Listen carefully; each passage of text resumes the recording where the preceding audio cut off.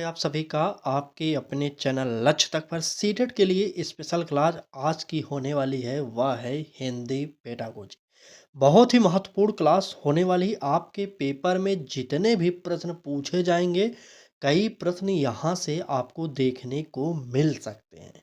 तो लेट न करते हुए क्लास को शुरू करते हैं और निवेदन बस इतना करेंगे कि पूरी क्लास को देखिएगा ध्यान से और समझते हुए चलेगा। जो हर प्रश्न में आपको ट्रिक बताई जाएगी, क्योंकि हमारा एक ही सिद्धांत है कि आपको साथ साथ में ट्रिक भी बताया जाए, जिससे आपको दुगना लाभ हो जाए।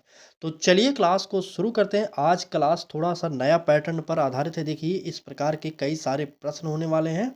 ठीक है, तो चलिए पहला प्रश्न देखते हैं क्या कह रहा है। ये रहा हमारा पहला प्रश्न और पहले प्रश्न में कहा जा रहा है कि भाषा शिक्षण में संप्रेषणीय दक्षता से तात्पर्य है। क्या तात्पर्य है? ए ऑप्शन कह रहा है कि व्याकरणिक नियमों का ज्ञान, बी ऑप्शन कह रहा है कि सही उच्चारण, और सी ऑप्शन कह रहा है कि विभिन्न संदर्भों में भाषा का प्रभावी प्रयोग, और डी ऑप्शन शब्द भंडार बढ़ाना। तो चलिए पहला प्रश्न का उत्तर कमेंट बॉक्स में स्टार्ट करिए, शुरू करिए जल्दी से कमेंट बॉक्स में उत्तर देना। चलिए, संप्रेषणीय दक्षता की बात कर रहा है। तो देखिए ए ऑप्शन कह रहा है कि व्याकरणिक नियमों का ज्ञान। हमने आपसे पहले ही बताया है कि जहां पर भी व्याकरण की बात की जाए वह ऑप्शन नेगेटिव हो जाएगा, क्योंकि छोटे बच्चों के लिए क्लास है तो वहां पर व्याकरण उतना महत्वपूर्ण नहीं होता। ठीक है, तो यह काट दीजिए, हमारा पहला ऑप्शन गलत हो जाएगा। बी ऑप्शन कह रहा है कि सही उच्चारण। अगर छोटे बच्चे हैं 1 से लेकर 8 वाले बच्चे, मतलब क्लास 1 से क्लास 8 तक के बच्चे सही उच्चारण कर लें, सभी बालक, ऐसा संभव ही नहीं है। ठीक है, क्योंकि सभी शब्दों को सही उच्चारण नहीं कर सकते, इसलिए हमारा बी ऑप्शन भी कट जाएगा। और सी ऑप्शन करा कि विभिन्न संदर्भों में भाषा का प्रभावी प्रयोग। तो बिल्कुल सही, यही हमारा ऑप्शन तीसरा सही हो जाएगा, क्योंकि भाषा शिक्षण में संप्रेषणीय दक्षता जो है वह विभिन्न संदर्भों में भाषा का प्रभावी प्रयोग होता है। यानी कि तीसरा ऑप्शन हमारा सही हो जाएगा। ठीक, देखिए डी ऑप्शन में कह रहा है कि शब्द भंडार बढ़ाना। तो बिल्कुल नहीं, यह भी हमारा नेगेटिव ही है। आगे बढ़ते हैं, देखते हैं क्या कह रहा है अगला प्रश्न। चलिए, प्रश्न में कहा जा रहा है कि बाल केंद्रित शिक्षा, जो बाल केंद्रित भाषा शिक्षण का मूल सिद्धांत क्या है। आपको एक बात को ध्यान में रखना है कि बालक ही केंद्र बिंदु रहेगा। सीटेट का एक ही वाक्य है कि बालक को केंद्र बिंदु मानकर ही सभी चीजों को किया जाएगा। ठीक है, तो चलिए अपने प्रश्न पर आते हैं। तो कह रहा है कि बाल केंद्रित भाषा शिक्षण का मूल सिद्धांत क्या है। ए ऑप्शन कह रहा है कि शिक्षक की सक्रियता, बी ऑप्शन कह रहा है कि पाठ्य पुस्तक की पूर्णता, और सी ऑप्शन कह रहा है कि बालक की सक्रिय भागीदारी, और डी ऑप्शन परीक्षा की तैयारी। चलें, जल्दी से बता दीजिए ए बी सी डी में से कौन सा उत्तर आपको सही लग रहा है। चलिए तुरंत कमेंट करिए। बिल्कुल, बिल्कुल। देखिए, यहाँ पर बात कर रहा है कि बाल केंद्रित भाषा शिक्षण का, तो यहाँ पर परीक्षा की तैयारी से कोई मतलब नहीं होगा। डी ऑप्शन पहले ही कर दीजिए। ए ऑप्शन कह रहा है कि शिक्षक की सक्रियता, और बात कर रहा है बाल केंद्रित भाषा शिक्षण की, उसमें शिक्षक का कोई रोल अदा नहीं होगा। ठीक है, तो यहाँ पर ए ऑप्शन भी हमारा नेगेटिव हो जाएगा। बी ऑप्शन कह रहा है कि पाठ्य पुस्तक की पूर्णता। तो बिल्कुल नहीं, पाठ्य पुस्तक की पूर्णता भी हमारा गलत होगा, क्योंकि ये शब्द भी नेगेटिव है। यहाँ पर जो उत्तर होने वाला है वह होगा बालक की सक्रिय भागीदारी। ठीक है, तो बाल केंद्रित भाषा शिक्षण का एक ही मूल सिद्धांत है कि बालक सक्रिय रूप से भागीदारी ले। यहाँ पर तीसरा ऑप्शन हमारा सही होगा। नोट करिए, तुरंत आगे बढ़िए, अगला प्रश्न देखते हैं। चलिए, प्रश्न में कहा जा रहा है कि निम्न में से कौन सी गतिविधि पढ़ाई पूर्व चरण से आधारित है, संबंधित है, आधारित है। चलिए बताइए, प्री रीडिंग चरण से कौन सा संबंधित होगा, यही बताइए आपको। ए ऑप्शन कह रहा है कि प्रश्नों के उत्तर लिखना, बी ऑप्शन कह रहा है कि शीर्षक देखकर अनुमान लगाना, और सी ऑप्शन कह रहा है कि कठिन शब्द लिखना, डी ऑप्शन कह रहा है अनुच्छेद लेखन। चलिए, प्रश्न संख्या 3 का उत्तर कमेंट बॉक्स में कमेंट करिए। चलिए, कौन सी गतिविधि पठन पूर्व चरण से संबंधित है। तो देखिए यहाँ पर अनुच्छेद लेखन की बात कर रहा है, तो ये हमारा नहीं होगा, गलत है। और सी ऑप्शन कह रहा है कि कठिन शब्द लिखना, बिल्कुल नहीं, ये भी हमारा नेगेटिव है। ए ऑप्शन तो वही शब्द हो गया कि प्रश्नों के उत्तर लिखना। इस प्रकार के ऑप्शन को आपको कहीं पर सही करने की जरूरत नहीं है, इसलिए इसे काट दीजिए। उत्तर जो होगा वह हो जाएगा शीर्षक देखकर अनुमान लगाना। ठीक? तो यहाँ पर गतिविधि पठन पूर्व चरण कौन से संबंधित होगा, तो वह होगा शीर्षक देखकर अनुमान लगाना, यानी कि बी ऑप्शन सही हो जाएगा। चलिए अगला प्रश्न देखते हैं क्या कह रहा है। अगले प्रश्न में कहा जा रहा है कि भाषा सामाजिक प्रक्रिया है, इसका तात्पर्य क्या है। आपको बताना है कि भाषा सामाजिक प्रक्रिया है, ये तो सब जानते हैं, लेकिन इसका तात्पर्य क्या है। ए ऑप्शन कह रहा है कि भाषा अकेले सीखी जाती है। बी ऑप्शन कह रहा है कि भाषा केवल विद्यालय में सीखी जाती है। सी ऑप्शन कह रहा है कि भाषा समाज के संपर्क से सीखी विकसित होती है। और डी ऑप्शन भाषा केवल लिखित रूप में सीखी जाती है। चलिए तुरंत कमेंट करिए और बताइए कि इस प्रश्न का उत्तर क्या होगा, चौथे प्रश्न का। चलिए कमेंट करिए, प्रश्न संख्या लिखिए और ABCD जो भी सही लग रहा हो उसको कमेंट कर डालिए। चलिए जल्दी से। बिल्कुल सही। देखिए यहाँ पर निगेटिव किस प्रकार से छाटेंगे, ट्रिक को यूज करिए, ट्रिक काम करेगी। यहाँ पर कैसे, देखिए ए ऑप्शन कर कि भाषा अकेले सीखी जाती है, बात कर रहा है समाज में, तो भाषा अकेले नहीं सीखी जाएगी, इसलिए ए ऑप्शन हमारा गलत हो जाएगा। बी ऑप्शन कह रहा है कि भाषा केवल विद्यालय में सीखी जाती है, तो बिल्कुल नहीं, भाषा विद्यालय के बाहर भी सीखी जाती है, भाषा तो कहीं पर भी सीखी जा सकती है। ठीक है, यहाँ पर बी ऑप्शन भी हमारा गलत होगा। और डी ऑप्शन कह रहा है कि भाषा केवल लिखित रूप में सीखी जाती है, तो बिल्कुल नहीं, भाषा क्या सिर्फ लिखकर ही सीखी जाएगी, तो बिल्कुल नहीं, वैसे भी सीखी जा सकती है। इसलिए हमारा यहाँ पर उत्तर जो होगा, भाषा एक सामाजिक प्रक्रिया है। अगर बात करें इसके तात्पर्य की, तो भाषा समाज के संपर्क से ही विकसित होती है। ठीक है, यहाँ पर तीसरा ऑप्शन हमारा सही हो जाएगा। ठीक, चलें आगे। चलिए आगे बढ़ते हैं और देखते हैं क्या कह रहा है हमारा अगला प्रश्न। प्रश्न में कहा जा रहा है कि बच्चों की बोलचाल की भाषा को कक्षा में प्रयोग करना चाहिए, क्योंकि क्यों करना चाहिए बताइए। ए ऑप्शन कह रहा है कि यह अशुद्ध होती है। बी ऑप्शन कह रहा है कि इससे अनुशासन बिगड़ता है। सी ऑप्शन कह रहा है कि इससे सीखने में सहजता आती है। और डी ऑप्शन यह मानक भाषा से भिन्न होती है। तुरंत बताइएगा कौन सा उत्तर आपका सही हो जाएगा।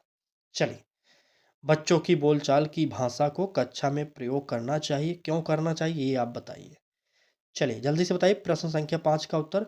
तो देखिए, इससे बालक में सीखने में सहजता होती है, क्योंकि बालक जो घर पर अपने परिवार में अपने समाज में बोलचाल की भाषा को प्रयोग करता है, वो उससे बहुत लाभ होता है उसका। ठीक है, तो ऑप्शन खोजिए। ए ऑप्शन करा कि यह अशुद्ध होते हैं, तो बिल्कुल नहीं, बालक की जो घर की भाषा है या सामान्य बोलचाल की भाषा है उसे आप अशुद्ध नहीं कह सकते। बी ऑप्शन करा कि इससे अनुशासन बिगड़ता है, तो बिल्कुल नहीं, अनुशासन नहीं बिगड़ेगा, इसे भी काट दीजिए। और डी ऑप्शन करा कि यह मानक भाषा से भिन्न होती है, तो बिल्कुल नहीं, हमारा उत्तर जो होगा इससे सीखने में सहजता आती है। ठीक है, तो यहाँ पर इस प्रश्न का जो उत्तर होगा सी ऑप्शन सही हो जाएगा। ठीक, चलिए आगे बढ़ते हैं और देखते हैं क्या कह रहा है अगला प्रश्न। अगले प्रश्न में कहा जा रहा है कि निम्न में से कौन सा श्रवण कौशल का उद्देश्य नहीं है। यहाँ पर नेगेटिव पूछा जा रहा है, ध्यान से देखिएगा। ए ऑप्शन कह रहा है कि भाव समझना। बी ऑप्शन कह रहा है कि निर्देश समझना। सी ऑप्शन विचारों का आदान प्रदान। और डी ऑप्शन शुद्ध लेखन करना। इसमें तो आप लोग लगभग 90% ऐसे लोग होंगे जो गलत उत्तर दे देंगे।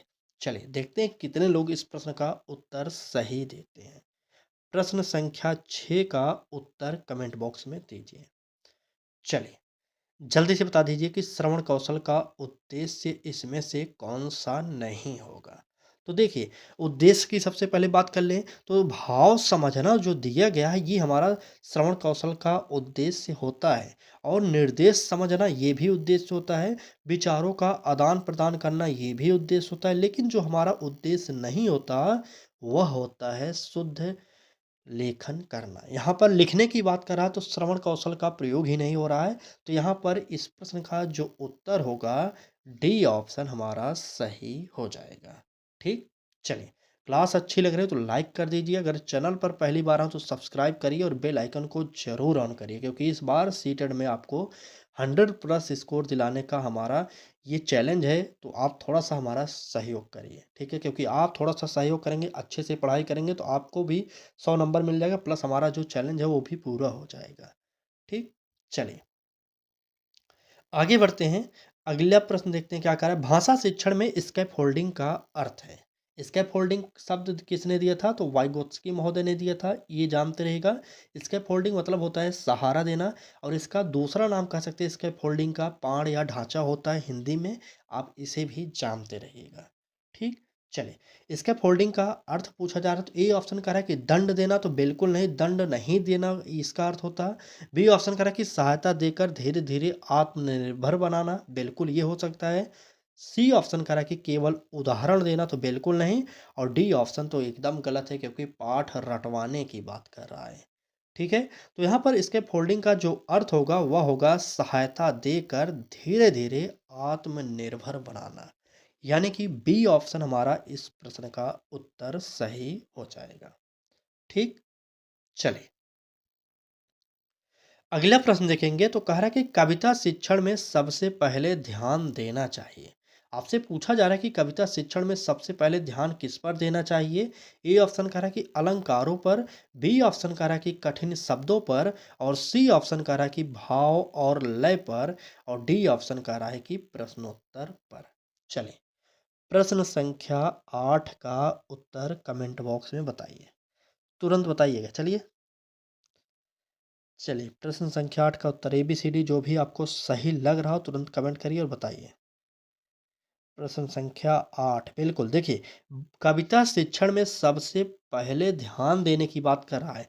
तो एक बात को ध्यान रखिएगा, यहाँ पर अलंकारों पर आपको ध्यान नहीं देना है, क्योंकि प्रश्न है छोटे बच्चों के लिए। तो छोटे बच्चे अलंकारों को उतना नहीं जानते, इसलिए ए ऑप्शन कट जाएगा। बी ऑप्शन करा कि कठिन शब्दों पर, बिल्कुल नहीं। और प्रश्नोत्तरी पर, तो डी ऑप्शन एकदम ही गलत है।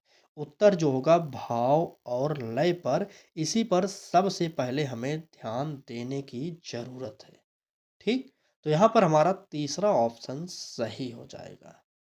आगे बढ़ते हैं और देखते हैं क्या कह रहा है हमारा अगला प्रश्न। चलिए, प्रश्न में कहा जा रहा है कि लेखन में बच्चों द्वारा की गई वर्तनी संबंधी त्रुटियां बताती हैं।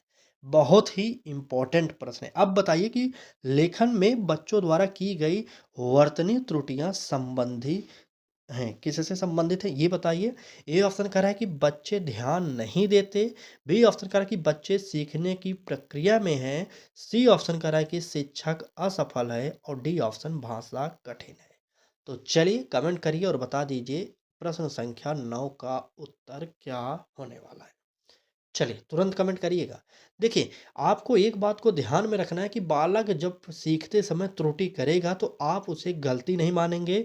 आप यह नहीं कह सकते कि बालक ध्यान से पढ़ नहीं रहा है, और ना ही कठिन भाषा है इसलिए बालक पढ़ा, ऐसा कुछ आप नहीं सोचेंगे। बल्कि बच्चे सीखने की प्रक्रिया में, मतलब बालक जो है, छोटा बालक त्रुटियों के माध्यम से ही सीखता है। इसलिए इस प्रश्न का उत्तर आप लोग बी ऑप्शन को सही करिएगा, ठीक। चलिए, क्लास समझ में आ रही कि नहीं ये बताइएगा एक बार, चलिए कमेंट करिए।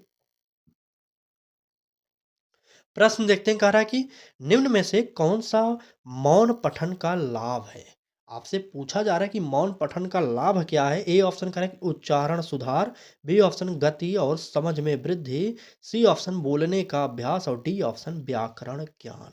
चलिए, तुरंत कमेंट करिए और बताइए कि उच्चारण कौन सा सही होगा। यहाँ पर उच्चारण सुधार होगा, गति और समझ में वृद्धि, या बोलने का अभ्यास कौन सा सही होगा। चलिए, प्रश्न संख्या 10 का उत्तर कमेंट बॉक्स में दीजिए। देखिए, उच्चारण सुधार नहीं होगा सही ऑप्शन, जो लोग ए ऑप्शन दे रहे हैं उनका गलत है, ठीक है। और बी ऑप्शन हो सकता है। सी ऑप्शन करें कि बोलने का अभ्यास, बिल्कुल नहीं। मौन पठन में बोलने का अभ्यास, इसका कोई मतलब नहीं। व्याकरण ज्ञान तो गलत ही होता है। बिल्कुल हमारा उत्तर जो होगा यहाँ पर बी ऑप्शन सही हो जाएगा, ठीक। तो मौन पठन का लाभ यही है कि गति और समझ में वृद्धि होती है, इसलिए हमारा इस प्रश्न का जो उत्तर होगा दूसरा ऑप्शन सही हो जाएगा, ठीक। चलिए, आगे बढ़ते हैं। अगला प्रश्न पे देखते हैं क्या कह रहा है। कहा जा रहा है कि बहुभाषी कक्षा में भाषा शिक्षण का उपयुक्त तरीका है। कौन सा तरीका उपयुक्त है ये आपसे पूछा जा रहा है। ए ऑप्शन कह रहा है कि केवल हिंदी का प्रयोग, बी ऑप्शन कह रहा है कि मातृभाषा को पूरी तरह हटाना, सी ऑप्शन कह रहा है कि बच्चों की भाषाओं का संसाधन की तरह उपयोग करना और डी ऑप्शन बच्चों को बोलने से रोकना। चलिए, प्रश्न संख्या 11 का उत्तर कमेंट बॉक्स में बताइए जल्दी से। चलिए, तुरंत बहुभाषी कक्षा की बात करें। बहुभाषी कक्षा का मतलब होता है एक ही क्लास में बहुत सारी भाषाओं का प्रयोग हो रहा है, बहुत सारी भाषाओं वाले बच्चे वहाँ पर हैं। ठीक है, बहुभाषी कक्षा का यही तात्पर्य होता है। चलिए, बात करेंगे ए ऑप्शन में क्या करा, केवल हिंदी का प्रयोग। तो बिल्कुल नहीं, जहाँ पर बहुभाषी कक्षा होगी आप इकलौती भाषा का प्रयोग नहीं कर सकते। जो भी इकलौता भाषा हो, ना तो इंग्लिश सिर्फ कर सकते हैं, ना ही हिंदी सिर्फ कर सकते हैं, ना हो उर्दू कर सकते हैं। तो वहाँ पर मिली-जुली सभी भाषाओं का आपको प्रयोग करना पड़ेगा। इसलिए ए ऑप्शन गलत हो जाएगा। ठीक? बी ऑप्शन कह रहा है कि मातृभाषा को पूरी तरह हटाना। तो बिल्कुल नहीं, पूरी तरह आप नहीं हटाएँगे, इसलिए ये नेगेटिव होगा। सी ऑप्शन कह रहा है कि बच्चों की भाषाओं का संसाधन की द्वारा उपयोग या तरह उपयोग, यही हमारा ऑप्शन बिल्कुल सही हो जाएगा। ठीक? जो भी मातृभाषा होगी बहुभाषी कक्षा में, उसे आपको बालक की संचयी पूंजी मानते हुए, संसाधन के रूप में मानते हुए यूज करना है। तो यहाँ पर इस प्रश्न का उत्तर सी ऑप्शन सही हो जाएगा। ठीक, चलिए आगे बढ़ते हैं, देखते हैं क्या कह रहा है हमारा अगला प्रश्न। सीटेट के अनुसार भाषा शिक्षण में व्याकरण पढ़ाया जाना चाहिए। यह इंपॉर्टेंट है, बताइए। सीटेट के अनुसार भाषा शिक्षण में व्याकरण पढ़ाया जाना चाहिए, क्यों पढ़ाया जाना चाहिए ये आपको बताना है। ए ऑप्शन कह रहा है कि अलग विषय की तरह, बी ऑप्शन कह रहा है कि नियम रटवा कर, सी ऑप्शन संदर्भ और प्रयोग के माध्यम से और डी ऑप्शन परीक्षा से पहले। चलिए, प्रश्न संख्या 12 का उत्तर कमेंट बॉक्स में बता दीजिए। चलिए, बिल्कुल, बिल्कुल। देखिए, अलग विषय की तरह आपको नहीं पढ़ना है, ठीक है? अलग विषय की तरह नहीं पढ़ना है, काट दीजिए। नियम रटवाना नहीं है, व्याकरण रटवाना नहीं, काट दीजिए। परीक्षा से पहले तो कभी नहीं। हमारा उत्तर जो होगा संदर्भ और प्रयोग के माध्यम से, यानी कि सी ऑप्शन हमारा कंप्लीट सही हो जाएगा। ठीक? चलिए, आगे बढ़ते हैं, देखते हैं क्या कह रहा है अगला प्रश्न। अगले प्रश्न में कहा जा रहा है कि कहानी शिक्षण का मुख्य उद्देश्य है। देखिए, हर प्रश्न के बाद थोड़ा सा रुक कर इसलिए प्रश्न प्रोवाइड करते हैं ताकि आप समझ लें आराम से। हो सकता है आप उत्तर देने में लेट हो, नहीं तो समझने में थोड़ा सा लेट हो, इसलिए थोड़ा सा क्लास की स्पीड धीरे करके पढ़ा रहे हैं। ठीक, चलिए, फिलहाल बात करेंगे प्रश्न की। तो कह रहा है कि कहानी शिक्षण का मुख्य उद्देश्य है। क्या उद्देश्य है? प्रश्नोत्तर अभ्यास, या शब्दार्थ लिखवाना, या कल्पना शक्ति व संवेदनशीलता विकसित करना, या अनुशासन बनाए रखना। कौन सा उत्तर यहाँ पर सही होने वाला है? चलिए, तुरंत बताइए कौन सा उत्तर सही होने वाला है। बिल्कुल, बिल्कुल। चलिए, बिल्कुल सही। यहाँ पर डायरेक्ट उत्तर अनुशासन बनाए रखने की बात नहीं होगा, शब्दार्थ लिखवाएँगे नहीं, प्रश्नोत्तर अभ्यास होगा नहीं। उत्तर जो होगा वह होगा कल्पना शक्ति और संवेदनशीलता विकसित करना। ठीक? तो यहाँ पर उत्तर हो जाएगा क्या? सी ऑप्शन सही हो जाएगा। चलिए, आगे बढ़ते हैं और अगला प्रश्न देखते हैं क्या कह रहा है। निम्न में से कौन सा सतत और व्यापक मूल्यांकन का उदाहरण है? सतत एवं व्यापक मूल्यांकन का उदाहरण पूछा जाता है, जिसे शॉर्टकट में सीसीई भी कहा जाता है। बताइए। ए ऑप्शन कह रहा है कि वार्षिक परीक्षा, बी ऑप्शन कह रहा है कि यूनिट टेस्ट, सी ऑप्शन कक्षा में निरंतर अवलोकन और डी ऑप्शन बोर्ड परीक्षा। चलिए, थोड़ा सा लॉजिक लगाएंगे तो आपको इस प्रश्न का उत्तर मिल जाएगा, क्योंकि सभी ऑप्शन नेगेटिव जो हैं वो दिखाई दे रहे हैं। तो देखिए, ए ऑप्शन कह रहा है कि वार्षिक परीक्षा। तो वार्षिक परीक्षा का मतलब होता है कि वर्ष के अंत में एक बार होने वाली परीक्षा। तो इससे सतत मूल्यांकन हो नहीं रहा है, तो इसलिए काट दीजिए। बी ऑप्शन कह रहा है कि यूनिट टेस्ट, बिल्कुल नहीं, यूनिट टेस्ट नहीं होगा। और डी ऑप्शन बोर्ड परीक्षा भी साल में एक ही बार होती है, इसे भी काटिए। उत्तर जो होगा कक्षा में निरंतर अवलोकन, यानी कि सी ऑप्शन सही हो जाएगा। ठीक, चलिए, अगला प्रश्न देखते हैं क्या कह रहा है। अगले प्रश्न में कहा जा रहा है कि भाषा शिक्षण में अधिगम सामग्री, यानी कि टीएलएम, टीचिंग लर्निंग मटेरियल का उपयोग होता है। टीएलएम का जो फुल फॉर्म होता है, नोट करिए, टीचिंग लर्निंग मटेरियल होता है। इसका उपयोग क्या होता है यह बताना है। ए ऑप्शन कह रहा है कि समय की बर्बादी है। बी ऑप्शन कह रहा है कि केवल छोटे बच्चों के लिए है। सी ऑप्शन कह रहा है कि सीखने को रोचक और प्रभावी बनाता है। और डी ऑप्शन परीक्षा में उपयोगी नहीं है। चलिए, टीएलएम का उपयोग क्या है ये आपको बताना है। देखिए, ए ऑप्शन कह रहा है कि समय की बर्बादी, तो बिल्कुल नहीं, टीएलएम जो है समय की बर्बादी नहीं होता, काट दीजिए, क्योंकि टीएलएम के द्वारा बहुत ही आसानी से, बहुत ही रोचक तरीके से बालक को सिखाया जाता है। ठीक है, इसलिए ए ऑप्शन हमारा गलत होगा। बी ऑप्शन कह रहा है कि केवल छोटे बच्चों के लिए, तो केवल की बात कर रहा है तो बिल्कुल नहीं, ये तो बड़े बच्चों को भी पढ़ा सकते हैं भाई साहब। अगर किसी भी चीज़ को बालक हो या बड़ा हो, कोई सीख नहीं रहा हो, तो वहाँ पर टीएलएम का उपयोग कर सकते हैं। जैसे भूगोल पढ़ा रहे हैं तो नक्शे का या ग्लोब का उपयोग करके बड़ों बच्चों को भी समझाया जा सकता है ना। तो यहाँ पर ये ऑप्शन नेगेटिव होगा। हमारा उत्तर जो होगा सी ऑप्शन से होगा। कैसे? सीखने को रोचक और प्रभावी बनाता है। टीएलएम का फुल फॉर्म जरूर याद करिएगा, टीचिंग लर्निंग मटेरियल। ठीक है, यह फुल फॉर्म आपको याद रहना चाहिए। और चलिए आगे बढ़ते हैं, अगला प्रश्न देखते हैं। चलिए, प्रश्न में कह रहा है कि सही वाक्य चुनिए। ए ऑप्शन कह रहा है कि भाषा पहले सीखी जाती है। बी ऑप्शन भाषा पहले बोली जाती है। सी ऑप्शन भाषा केवल पढ़कर सीखी जाती है। और डी ऑप्शन भाषा केवल विद्यालय में सीखी जाती है। चलिए, बताइए प्रश्न संख्या 16 का उत्तर क्या होने वाला है। चलिए, क्या बोल रहे हैं आप लोग, एक मिनट रुकिए। 16वां प्रश्न में, 16वें प्रश्न का क्या बोला था मैंने? टीएलएम का उपयोग, ठीक तो है ना? चलिए, ये 15वां प्रश्न है। ठीक ठीक, 15वां में सी होगा भाई साहब, 15वां में सी होगा, 16वां तो अभी कराना है ना। चलिए बताइए। बिल्कुल, देखिए, यहाँ पर सही वाक्य पूछा जा रहा था, तो डी ऑप्शन देखिए, भाषा केवल विद्यालय में सीखी जाती है, तो बिल्कुल नहीं। अभी मैंने जस्ट ऊपर बताया था कि भाषा कहीं पर भी सीखी जा सकती है, तो विद्यालय की इकलौते बात नहीं करेंगे आप। यहाँ पर डी ऑप्शन कट जाएगा। सी ऑप्शन कह रहा है कि भाषा केवल पढ़कर सीखी जाती है, तो बिल्कुल नहीं। क्या भाषा सिर्फ पढ़कर ही सीखी जाएगी? तो बिल्कुल नहीं, यह हमारा निगेटिव है। बी ऑप्शन कह रहा है कि भाषा पहले बोली जाती है। और ए ऑप्शन कह रहा है कि भाषा पहले सीखी जाती है। तो चलिए बताइए यहाँ पर ए बी में से कौन सा उत्तर सही होगा। चलिए, तो देखिए, सीटेट के अकॉर्डिंग अगर बात करें इस प्रश्न के उत्तर की, तो भाषा पहले बोली जाती है। यहाँ पर बी ऑप्शन सही होगा। वैसे इस प्रश्न में विवाद हो सकता है, लेकिन सीटेट के अकॉर्डिंग देखा जाए, एनसीईआरटी में मैंने खोजा था, यह प्रश्न का उत्तर जो था बी ऑप्शन बता रहा था। ठीक है, तो आपको याद कर लेना है कि भाषा जो है पहले बोली जाती है, ना कि सीखी जाती है। ठीक, इसलिए इस प्रश्न का उत्तर जो होगा बी ऑप्शन सही हो जाएगा। चलिए, अगला प्रश्न देखेंगे क्या कह रहा है कि नाटक या भूमिका अभिनय से किस कौशल का विकास अधिक होता है। इंपॉर्टेंट है, बताइए, नाटक या भूमिका अभिनय से किस कौशल का विकास होता है? लेखन का, पठन का, श्रवण का, वाचन का। चलिए, तुरंत बताइए, नाटक या भूमिका अभिनय से किस कौशल का विकास अधिक होता है? तो बात करेंगे नाटक या भूमिका अभिनय से किस कौशल का विकास अधिक होता है, तो वह हो जाएगा वाचन का। क्योंकि यहाँ पर नाटक हो या अभिनय हो, जब वहाँ पर अभिनय करेंगे या नाटक करेंगे, तो अधिक से अधिक आप लोग बोलते हैं, इसलिए यहाँ पर वाचन कौशल का विकास होता है। तो यहाँ पर डी ऑप्शन सही हो जाएगा। ठीक, चलिए,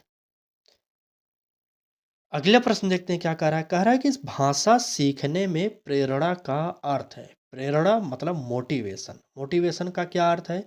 ए ऑप्शन कह रहा है कि डर। बी ऑप्शन दंड। सी ऑप्शन सीखने की इच्छा या मजबूरी।